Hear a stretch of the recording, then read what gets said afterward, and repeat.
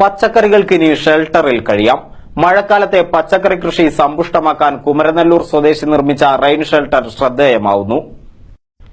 കപ്പൂർ ഗ്രാമപഞ്ചായത്തിലെ 15-ാം വാർഡിൽ താമസിക്കുന്ന കുമരനെല്ലൂർ സ്വദേശി ആളത്ത് ഉമറുൽ ഫാറൂഖ് എന്ന യുവകർഷകനാണ് കൃഷിവകുപ്പിന്റെ പച്ചക്കറി വികസന പദ്ധതിയിൽ ഉൾപ്പെടുത്തി റെയിൻ ഷെൽട്ടർ നിർമ്മിച്ച് നൽകിയിരിക്കുന്നത്.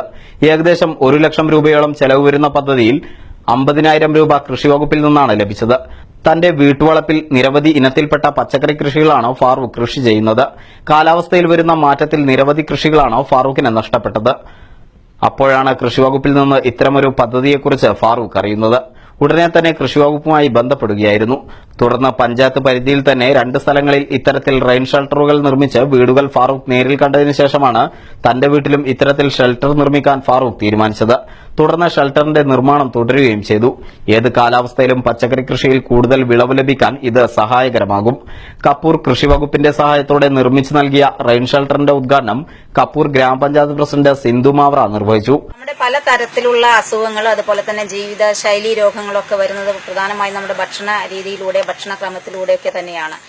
നമ്മൾ വിദ്യാലയങ്ങൾ മുതൽ തന്നെ ജൈവ പച്ചക്കറിക്ക് പ്രാധാന്യം കൊടുത്തുകൊണ്ടിരിക്കുന്ന ഈ കാലഘട്ടത്തിൽ ഇതുപോലെയുള്ള യുവാക്കൾ കർഷക രംഗത്തേക്ക് ഇറങ്ങി വരുന്നത് അഭിനന്ദനാർഹമാണ്.